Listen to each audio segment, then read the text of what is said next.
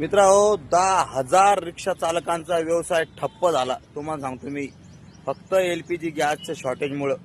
तुम्हाला सांगतो मित्रांनो बेघर झाले 10,000 रिक्षा चालक। अशा का रांगीत त्यांना तुम्हाला सांगतो मी अशा रिक्षा उभ्या राहिल्यात, एका रांगीत नुसतं पडल्यात, अशा वसाड झाल्यात। बिचाऱ्यांचे व्यवसायावर म्हणजे त्यांच्या पोटा पाण्यावरती ना हातोडा मारल्यासारखं झालं मित्रांनो। काय करतील ते रिक्षा चालक? 10,000 विचार करा, आपल्या शहरातले 10,000 रिक्षा चालक घरी बसलेत आता, केवळ फक्त ते एलपीजी गॅसमुळे। काय करणार मित्रांनो? त्याच्यावर त्याचं पोट पाणी चालत होतं आणि तेच त्याला भेटायला नाहीये आणि त्याच्यात इतके हाल व्हायला लागले। काय सांगतो मला, काही ठिकाणी भेटू राहिले तर तिथं 2-2, 4-4 तास नंबर लावणं लागा लागलेत आणि त्याला स्टॉक बी करता येत नाही। म्हणजे इतकी त्याची बिकट परिस्थिती झालेली। तुम्हाला सांगतो मित्रांनो 62 रुपयावाला तुमचा एलपीजी आता 95 रुपयाला झालाय। म्हणजे त्याचे पण भाव किती वाढले, खतरनाक। मग या बिचाऱ्यानं करायचं काय? इतके रिक्षा चालक इतके परेशान झालेत मित्रांनो, काय सांगतो मला की ज्याच्याने त्याच्या होटावरती आणि तोंडावरती तेच शब्द आहे। सगळ्याचे चेहरे उदास, सगळे नुसते हाय हायच करू राहिलेत। काय सांगा आता, जे व्यक्ती समजा पेट्रोल पाण्यावर त्याच्यावर चालत होते त्यांचं ठीकठाक चालू आहे, पण एलपीजी वाला मात्र बिचारा परेशान झालेला आहे। खरं सांगतो तुम्हाला मी मित्र, 10,000 म्हणजे काय तोंडाचा खेळ आहे का? इतके लोक घरी बस लागले, त्यांना गॅस भेटा नाही। एलपीजी गॅसमुळे त्यांचं सगळं घरची परिस्थिती एकदम अशी विचलित झालेली। काय नाही संसारात काय लागत नाही मला सांगा तुम्ही।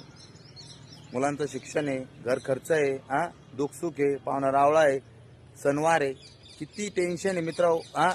आणि आज ते व्यक्ती घरी बसू राहिला म्हणजे किती जीवाचे त्यांचे हाल आहे। उसने पैसे घेऊन घर खर्च चालवून लागला त्यांना। व्यवसाय बंद झाला मित्रांनो। रोजचे तुम्हाला मिनिमम तुम्हाला रोजचे कम से कम 200 ते 300 रुपये रोजचा घर खर्च आहे आपला, कम से कम, आहे की नाही बरोबर? आणि आज तुमची एकदमच म्हणजे काय म्हणते त्याला, हात बांधून टाकल्यासारखे झाले। तुम्ही करणार काय?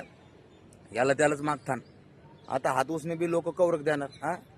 आता हे आपले मोदी साहेब म्हणाले की लॉकडाऊन लागतात काय मागं परत, आता त्याचा धाक पाडलाय। आता काल रात्री ती आपल्या इथं पैसे आपल्या टपरीवर तीच चर्चा चालू होती लॉकडाऊनच्या बद्दल। म्हणजे लॉकडाऊन लागतं काय, लॉकडाऊन लागतं काय, तर सगळ्यांना आता धडकी भरली। आता इकडून एक गॅसचं, पेट्रोलचं याच्यामुळे कसं तरी ॲडजस्टमेंट चालूच होतं, पण लॉकडाऊन लागलं तर मग कसं होणार? पहिलं घेतलं ॲडजस्ट करून, ह्या वेळेस काही ॲडजस्ट होणार नाही मित्रांनो आपल्याकडून, बरोबर आहे की नाही? त्याच्यामुळं आता कसं करायचं आता गरिबानं?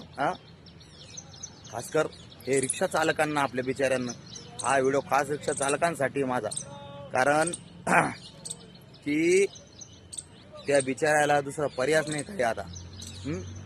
आता खूप आता एकदम टेन्शनमध्ये आलेले बिचारे, पण त्याच्यामुळे टेन्शन घेऊ नका मित्रांनो। काहीतरी मार्ग निघन आपल्याला, याच्यामध्ये निघन, 100% मार्ग निघन। त्याच्यामुळे टेन्शन घेऊ नका आणि मोदी साहेबच आपले काहीतरी मार्ग काढतील याच्यावरती। त्याच्यामुळं विश्वास राहू द्या, हार मानू नका। ओके।